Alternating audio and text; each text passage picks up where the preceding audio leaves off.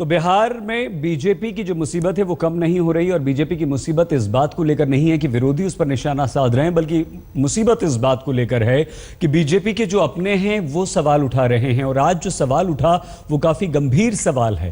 पूर्व गृह सचिव आरके सिंह ये कहते हैं कि बीजेपी में पैसे लेकर बिहार में टिकट दिए जा रहे हैं, दागियों को टिकट दिया जा रहा है, और सुशील कुमार मोदी कुछ भी सुन नहीं रहे हैं। ये एक इसलिए भी गंभीर सवाल है। हमारे साथ तमाम मेहमान होंगे, उनसे बात जरूर करेंगे, लेकिन गंभीर सवाल इसलिए भी कि एक प्रशासनिक अधिकारी जो कि इतने महत्वपूर्ण पद पर काम कर चुका है, बीजेपी का आज सांसद है, और अगर वो इस तरह के सवाल उठाता है तो बीजेपी के लिए चिंता की बात है। और बीजेपी के अंदर ही आरके सिंह को समर्थन भी मिल रहा है। तो सबसे पहले हम आपको सुनवाते हैं कि आखिर आरके सिंह ने कहा क्या है। पूरे बिहार में भयंकर असंतोष है, उसका कारण भी है। देखिए, आपने क्रिमिनल्स को टिकट दे दिया, आपराधिक छवि के व्यक्तियों को टिकट दे दिया। क्यों दे दिया आपराधिक छवि के व्यक्तियों को टिकट? पार्टी ज्वाइन नहीं किया उसको आपने टिकट दे दिया, अपराधी भी है। जो व्यक्ति सिटिंग है और पुनः जीतने वाला है उसका टिकट आपने काट दिया बिना कारण। जो सिटिंग है और जो हारने वाला है उसका टिकट तो आपने नहीं काटा। ये असंतोष का कारण, असंतोष जस्टिफाइड। दूसरा कारण संवादहीनता है। अब बहुत सारे कार्यकर्ताओं की यह शिकायत थी कि साहब हम फोन करते हैं, कम से कम हमको बताया जाए कि क्या हमारी गलती है, तो फोन नहीं उठता है, कोई हमको समझाने वाला नहीं है। ये क्यों भैया? एक दो मामले में तो हमको शिकायत मिली पैसा के लेन देन की। ये बड़ी शर्म की बात है। और आप क्रिमिनल्स को टिकट दीजिएगा, एक घोर आपत्तिजनक है। अपने पार्टी में देखिए, लोजपा का भी बात छोड़ दिया, आप अपने पार्टी में देखिए ये क्या है। और फिर आप कहेंगे कि ये हम लोग जाकर प्रचार करें उसके लिए।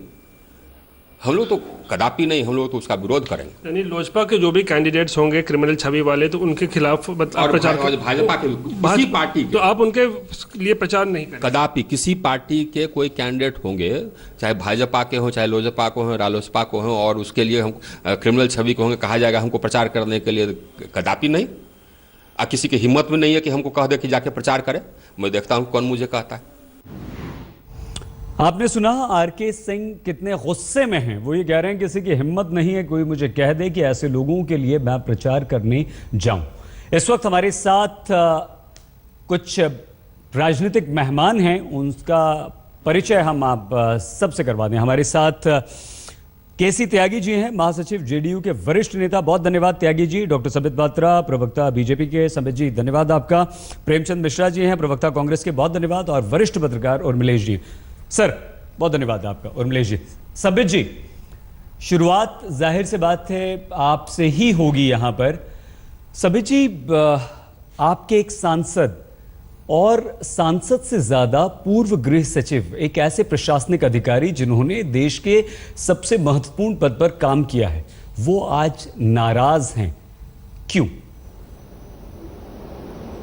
देखिए, मैं अभी ध्यान से सुन रहा था कि सिंह साहब क्या कह रहे हैं। उन्होंने कहा, एक लाइन में आपको याद दिलाऊं, कि पार्टी ज्वाइन नहीं किया था और टिकट दे दिया गया तो बहुत लोगों में असंतोष है। देखिए, चुनाव से समय ऐसा माहौल बनता है, हर पार्टी में बनता है, क्योंकि बहुत लोग दावेदार होते हैं टिकट पाने की, और खास करके उस पार्टी में जिसका विजय निश्चित होता है वहां ज्यादा। संबित जी, आपको चिंता नहीं है? सुन लीजिए, अगर आपकी पार्टी में इस तरह के सवाल उठ रहे हैं, आपके एक सांसद ऐसे सवाल उठा रहे हैं, और सवाल सिर्फ ये नहीं संबित जी, अगर हम आपको 4-5 पॉइंट गिनवा दें, उन्होंने कहा है पैसे लेकर बीजेपी में टिकट साहब, आप एक काम करिए, आप पहले 4-5 पॉइंट गिनवा दीजिए। आप एक साथ जवाब दीजिएगा डॉक्टर संबित पात्रा जी, एक साथ जवाब दीजिएगा। मैं लास्ट में आप एकदम जब लास्ट का 5 मिनट होगा मुझे बोलिएगा, मैं बोलूंगा। आप पूरा कर दीजिए, उसके बाद मैं बोलूंगा। पैसे लेकर टिकट दिए जा रहे हैं बीजेपी में, पहला ये मुद्दा। हम इसे आरोप भी नहीं कहेंगे क्योंकि वो सब मैंने सुन लिया साहब। तो आप साहब, मैंने वो सब सुना ना, आपने चलाया। उनकी आप बात ही नहीं कर रहे हैं, आप कह रहे हैं कि होता है, असंतोष होता है। जी, अपने जवाब दीजिए। करेगा, मैंने कुल मिला के 5 सेकंड बोला है। जवाब दीजिए। 5 सेकंड में आप चाहते हैं कि पूरा चारों वेदों को रख दिया जाए? संबित जी, 5 मिनट बोलिए, 10 मिनट बोलिए, 15 मिनट बोलिए।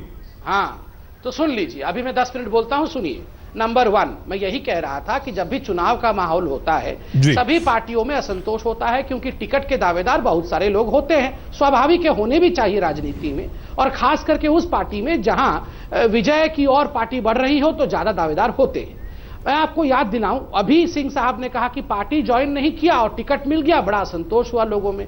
आपको याद रखना चाहिए, सिंह साहब हमारे आदरणीय सांसद हैं, वो भी पार्टी में आए थे, उनको टिकट मिल गया। वो पुराने कार्यकर्ता नहीं थे, आए और मिल गया। बहुत असंतोष हुआ, जिस क्षेत्र से वो लड़े बहुत असंतोष हुआ, मगर भाजपा का चॉइस ठीक था, हमने ठीक चॉइस किया था। इसलिए देखिए कैसे भारी बहुमत से सिंह साहब की जीत हुई। ठीक इसीलिए मैं सिंह साहब से रिक्वेस्ट करूंगा कि हमारा चॉइस ठीक है। उस समय भी लोग कह रहे थे कि ये चॉइस ठीक नहीं है, मत दीजिए, नहीं तो हार जाएंगे। तो टिकट, ये तो पार्टी में नहीं है, इनको टिकट दे दिया, क्या होगा बिहार में? सिंह साहब एक आईएएस ऑफिसर हैं, आईएएस ऑफिसर थे। हाँ, मैं इसीलिए हमारे होम सेक्रेटरी थे, उनकी अच्छी छवि थी। सिंह साहब ये कह रहे हैं कि आप दागियों को, डकैतों को आप टिकट दे रहे हैं, आप पैसे लेकर टिकट दे रहे हैं, आप उन लोगों को टिकट नहीं दे रहे हैं जो आपके कार्यकर्ता हैं। मैं इसका पैसे वाला का उत्तर देता हूं। आप देखिए सिंह साहब के स्टेटमेंट के अनुसार 1-2 जगह मुझे शिकायत आई कि पैसे देके टिकट दिए गए हैं। उन्होंने एग्जैक्ट स्टेटमेंट यही कहा ना कि मुझे शिकायत आई, अर्थात नीचे किसी कार्यकर्ता ने उन्हें बताया होगा, देखिए मैं भी टिकट के लिए इच्छुक था, लगता है पैसा वैसा लेके टिकट दे दिया है। ये हर जगह होता है साहब। जब किसी को टिकट नहीं मिलता है तो वो अपने बड़ों के पास जाके बोलता है मैं ही अच्छा कैंडिडेट था, मैं ही जीत सकता हूं, लगता है पैसा का कारोबार हो गया है। तो सिंह साहब ने थोड़ी कोई जांच करके कहा कि पैसा लिया जा रहा था और हमने देख लिया। ये हर पार्टी में होता है। संबित जी, हम बिल्कुल सहमत हैं आपकी बात से, ये हर जगह नहीं। हम आपको बताएं संबित जी कि ये हर वो कैंडिडेट जो आपके पास आया टिकट मांगने, जिससे आपने टिकट नहीं दिया, वो कहेगा कि पैसे लेके आपने दूसरों को टिकट दे दिया। लेकिन यहाँ कैंडिडेट उम्मीदवार का सवाल ही नहीं है संबित जी। यहाँ सिंह साहब ये बात कह रहे हैं, आपके एक सांसद कह रहे हैं, वो कहते हैं कि सुशील मोदी को फोन करो, वो फोन नहीं उठाते, वो बात करना नहीं चाहते, वो सुनना नहीं चाहते। देखिए सैयद साहब, आपको भी समझना पड़ेगा, जो पैनलिस्ट है उनको भी समझना पड़ेगा कि चूंकि हम कैडर बेस्ड पार्टी है, हमारी जो टिकट की सूची बनती है वो कैसे बनती है। नीचे से अर्थात मंडल के लेवल से, वार्ड के लेवल से 3 लोगों के नाम की सूची तैयार की जाती है और ये हमारे कार्यकर्ताओं के इंटरव्यू के माध्यम से तय होता है। वो छट के 10 नाम 50 नाम आते हैं, वो छट के 3 के लेवल पे जब रह जाते हैं, उनको यहाँ हमारे इलेक्शन कमेटी जो बनी है उस पर भेजा जाता है और लास्ट में मोहर पार्लियामेंट्री कमेटी की लगती है। ये कलेक्टिव निर्णय होता है, कोई एक आदमी निर्णय नहीं करता है। बिल्कुल सही। हाँ, सिंह साहब नए हैं पार्टी में, थोड़ा वक्त लगेगा उनको ये सब समझने में कि किस प्रकार से टिकट दिया जाता है। और जो बड़े लोग हैं, अच्छे लोग हैं, जिनका कंट्रीब्यूशन बहुत अच्छा रहा है समाज में, कई बार वैसे लोगों को पार्टी से बाहर लाके भी समाज के एक बृहद दर्शन को जनता के सामने रखने के लिए उन्हें भी टिकट दिया जाता है, जैसे आदरणीय सिंह साहब को दिया गया था। संबित जी, हम आपकी एक बात से सहमत हैं और एक से नहीं। देना चाहिए। एक बात से सहमत हैं कि असंतोष होता है, लेकिन हम इस बात से बिल्कुल सहमत नहीं है कि सिंह साहब को प्रक्रिया नहीं पता। ये प्रक्रिया वो बहुत अच्छी तरह से, वही नहीं, बहुत सभी लोग, हम लोग जानते हैं कि किस तरह से प्रक्रिया होती है। केंद्रीय कमेटी आपकी जो होती है वो टिकटों को तय करती है और इंटरव्यू और बहुत सारी चीज़ों को देखते हुए।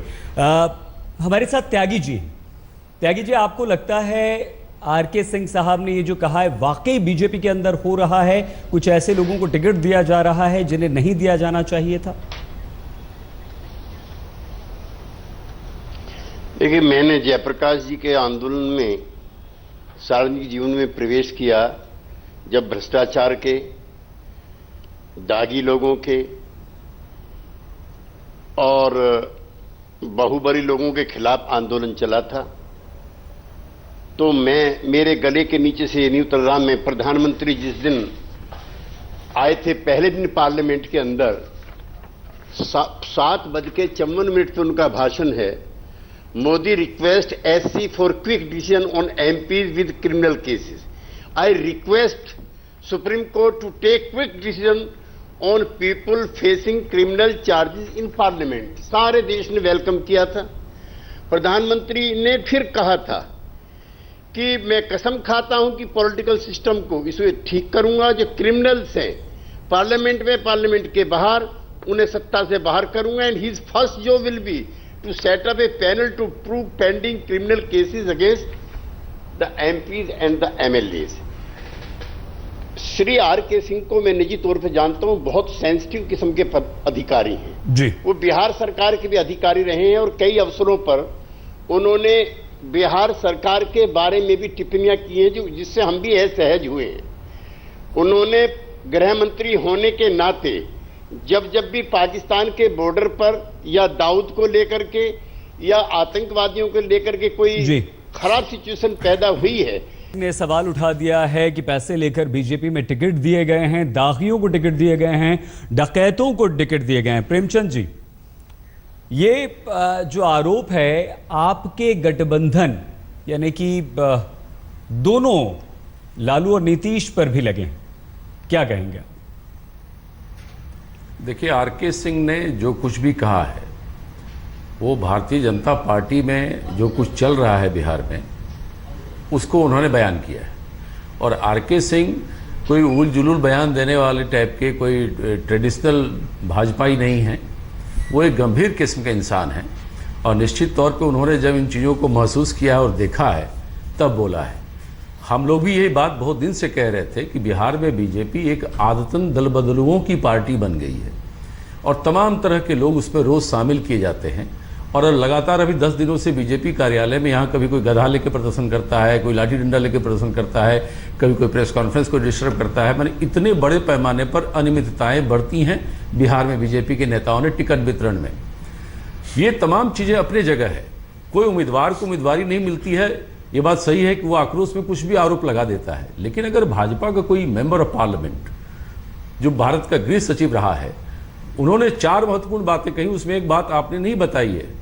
उन्होंने आज जो प्रेमचंद जी, कहा बिल्कुल उस बात से तो नहीं, हमने चारों वो सारे पॉइंट्स बताए हैं आपको। एक सेकंड, एक सेकंड भाई, बहुत इंपॉर्टेंट इशू है जी। उन्होंने यह भी कहा कि लालू प्रसाद और भारतीय जनता पार्टी में कोई अंतर नहीं रहा।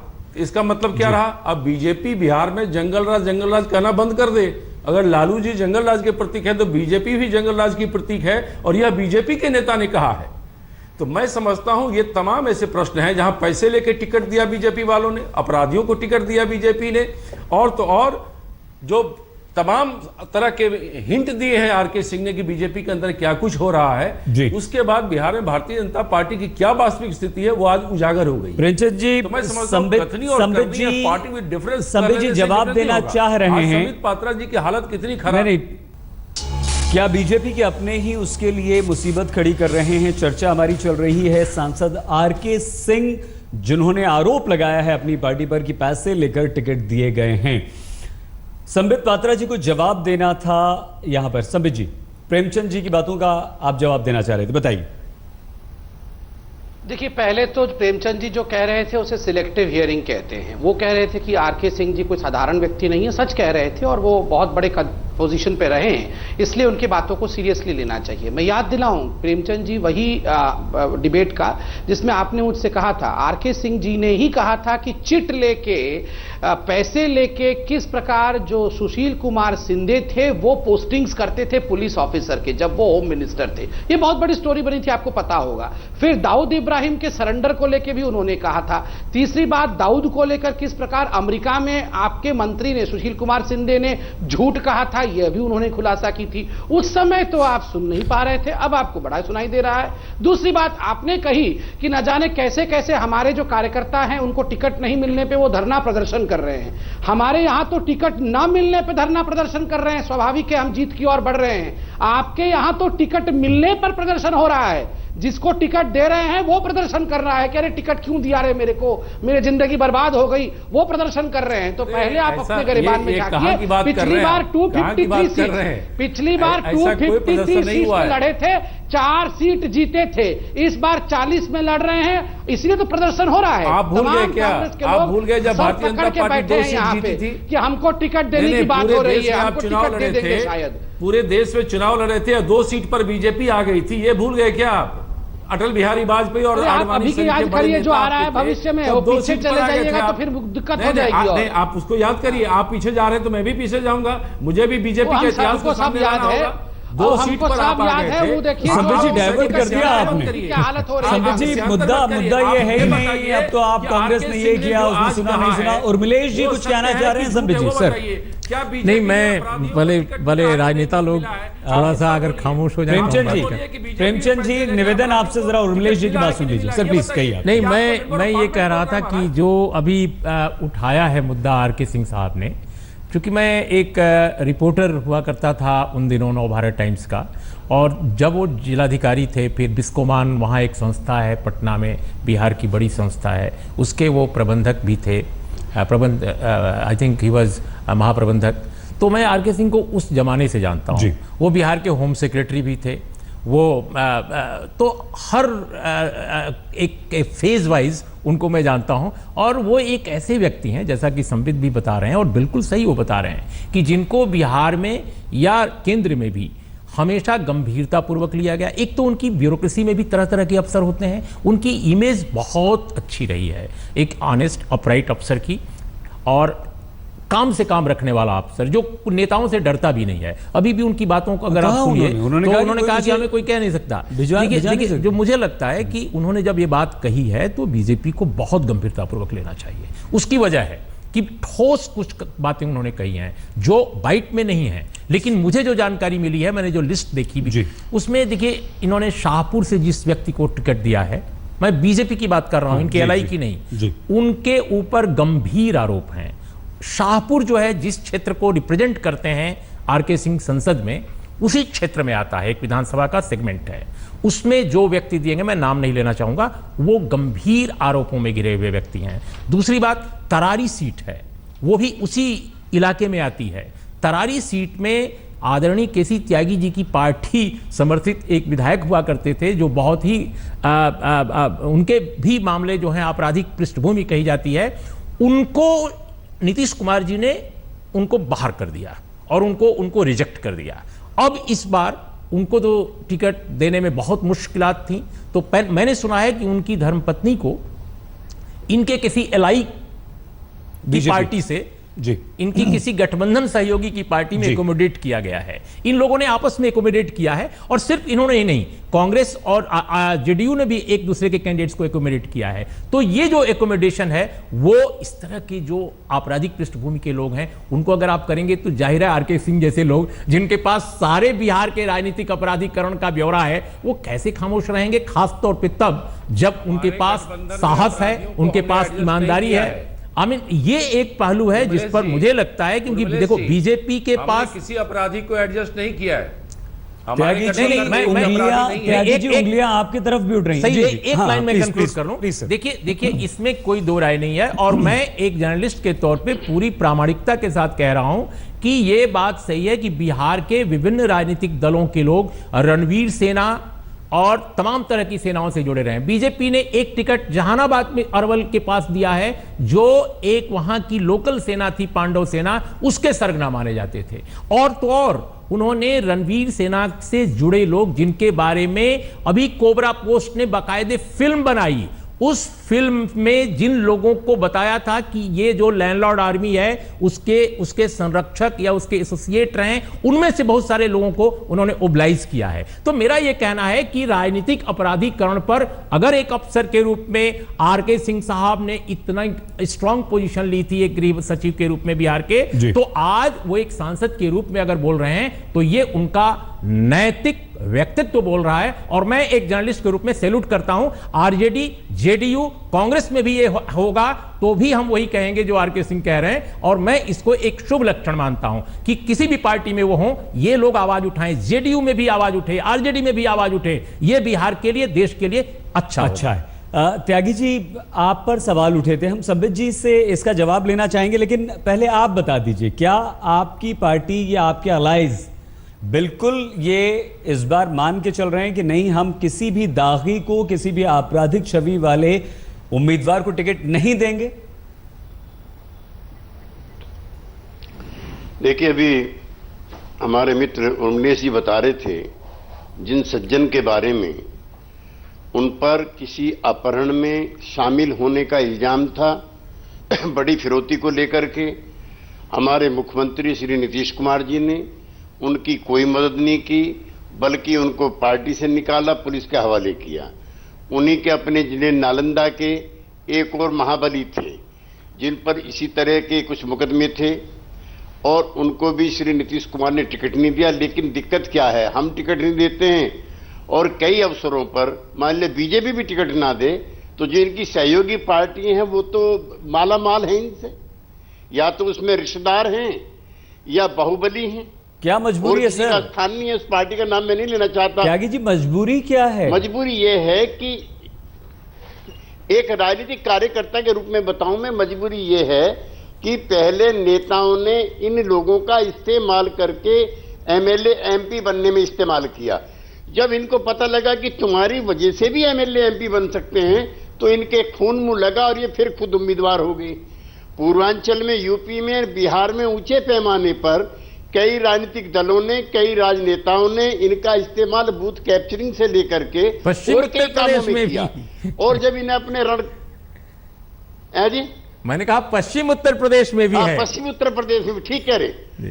हाँ ठीक है, जब मैं गाजियाबाद से सांसद था तब भी कई बाहुबली विधायक थे, तो मैं उसको छिपाना नहीं चाहता। ठीक है, बिल्कुल तो ठीक है। ये दिक्कत क्या है सईद जी, कि इस पर कोई ये संबित जी को पर्सनली लेना चाहिए। मैं कह रहा हूं कि अपराधीकरण के खिलाफ बहस चलनी चाहिए, और मैं बहुत प्रसन्न हूंगा एक राजनीतिक कार्यकर्ता के रूप में जब संसद में एक भी अपराधी नहीं होगा। हालांकि झूठे सर लेकिन सर शुरुआत तो आप ही लोग करेंगे ना। आप खुद बता रहे हैं कि हमारी राजनीतिक मजबूरी है। सर हम आपकी बात त्यागी साहब जी, लेकिन शुरुआत तो आपको ही करनी है। संबित जी बहुत देर से कुछ कहना चाह रहे हैं, लेकिन संबित जी उर्मिलेश जी ने तो लीजिए नाम भी बता दिए जगहों के और आपके उम्मीदवारों के जो दागी हैं।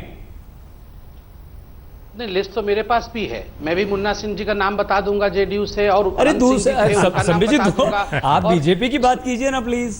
नहीं, मैं अरे सब लोग एक दूसरे की बात कर रहे हैं, मेरा भी अधिकार है बीजेपी की बात के साथ साथ दूसरे। मैं बोल पूरा, मैं पूरा नहीं, आप मुन्ना शुक्ला का नाम क्यों ले रहे हैं? मुन्ना शुक्ला को कोर्ट ने बरी किया हुआ है।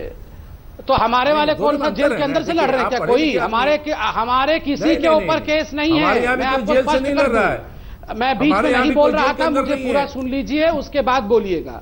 हाँ बताइए ना, आप गलत क्यों बोल रहे हैं? आप जिस मुन्ना का नाम ले रहे हैं उनको कोर्ट ने बरी किया है। बताइए, प्रदर्शन हो रहा है, जिनको टिकट मिला है ये बोल दिया करके आप मुझे बोलने नहीं देंगे, ये कैसा है बताइए? नहीं, अब आप गलत बयानी कर रहे हैं, आप सुधार लीजिए। अरे आप शांत हो जाइए, क्या गलत बयानी कर रहे हैं? शांत हो जाइए। मुझे पूछा गया है एक प्रश्न, मैं उत्तर दे रहा हूँ, आप बीच में क्यों परेशान हो रहे हैं? मैं उसमें एक डाल देता हूं ताकि एक साथ दोनों को उत्तर दे दीजिए। अरे प्रेमचंद जी, डिबेट में तो लॉ एंड ऑर्डर मत खराब करिए। समित भाई, यहाँ पर तो लॉ एंड ऑर्डर मेंटेन रखिए। आपके लिए भलाई के लिए कह रहा हूँ।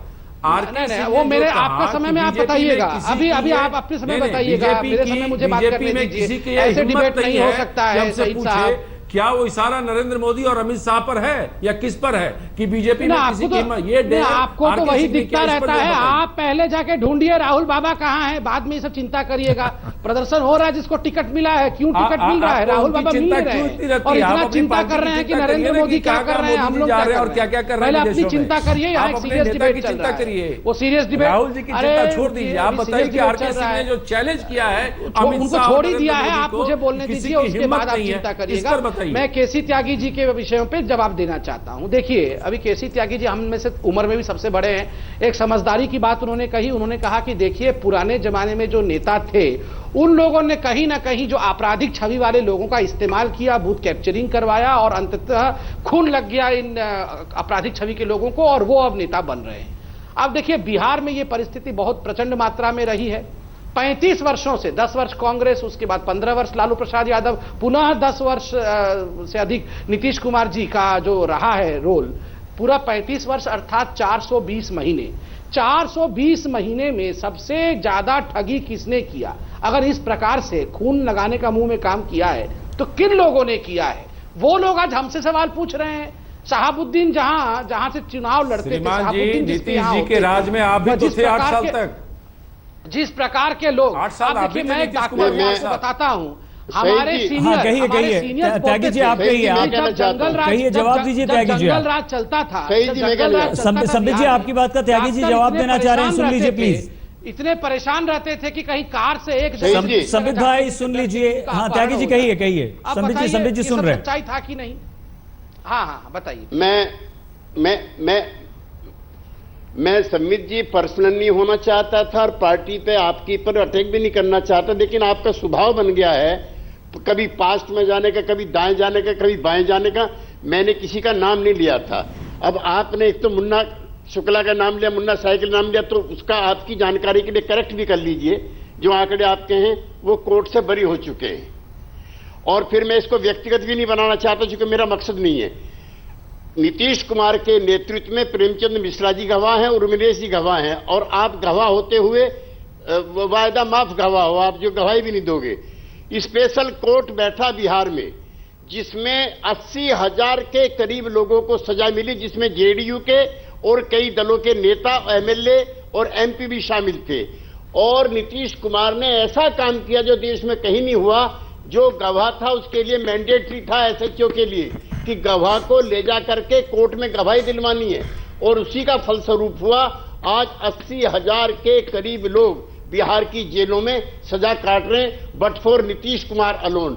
देखिए, संबित पात्रा जी की जो पार्टी है उसमें बिहार में बहुत अच्छे लोग हैं। संबित पात्रा स्वयं बहुत ही पढ़े लिखे समझदार आदमी है। इन लोगों को चाहिए, और मोदी जी ने जब प्रधानमंत्री के रूप में कहा था कि क्रिमिनलाइजेशन ऑफ पॉलिटिक्स के खिलाफ अभियान चलना चाहिए, जो त्यागी जी अभी कोट कर रहे थे, मुझे लगता है ये सबकी जिम्मेदारी है कि कैसे चुनाव में, बिहार में एक बहुत महत्वपूर्ण चुनाव हो रहा है, कि किसी भी पार्टी में लोग हों। क्या बीजेपी, जो आपराधिक छवि के, बीजेपी सीरियसली ले रही है? मुझे लगता है लेना चाहिए, जो आरके सिंह ने सवाल उठाया, और आपराधिक छवि के लोगों पर मिनिमाइज किया जाए, नंबर 1। नंबर 2 जो मैं बताऊं, देखिए 2014 के चुनाव में भी हम छोटा सा एक आपको बताएंगे कि जो एडीआर की रिपोर्ट है उसमें सर्वाधिक जो आपराधिक छवि के लोग थे एनसीपी ने पुटअप किया था 57%, और सीरियस जो क्रिमिनल चार्जेस थे 39%, और उसके बाद बीजेपी का नंबर था 34% टोटल और 18% सीरियस चार्जेस। तो ये जरूर गौर करना चाहिए, बीजेपी आज रूलिंग पार्टी है। एक सेकंड, संबित जी। अब देखिए, जहां तक बिहार के चुनाव का सवाल है, वहां अगर अपराधीकरण की बात होती है तो केवल एक नाम सबके जहन में पूरे विश्व में आता है। वो नाम है हिंदुस्तान का पहला रजिस्टर्ड करप्ट लीडर, वो श्री लालू प्रसाद यादव जी है। वो देखिए, वो पहले पंजीकृत रजिस्टर्ड लीडर है जिनको अरे आप लोग क्यों परेशान हो रहे हैं? जिनको की कोर्ट ने बर्खास्त किया और उसके बाद उनको मेंबर ऑफ पार्लियामेंट से निकाल दिया गया है। क्यों बीच में परेशान होने लगते हैं? ये लालू प्रसाद यादव की पार्टी है। प्रेमचंद जी, दूसरा आप देखिए, संबित जी, दूसरा आप देखिए, प्रेमचंद जी, संबित जी, त्यागी जी, लालू प्रसाद को आप इनके वाइस प्रेसिडेंट गुम हो गए हैं, मिल नहीं रहे हैं। लालू जी और नीतीश जी उनको भगा दिया है कि छुट्टी में जाइए, आप यहाँ आ जाएंगे बिहार में तो हम लोग सबकी हालत खराब हो जाएगी। वो इतना बोल रहे हैं। नहीं, आपको छुट्टी में ना भेजा गया है राहुल गांधी को, नीतीश जी और लालू जी बोला।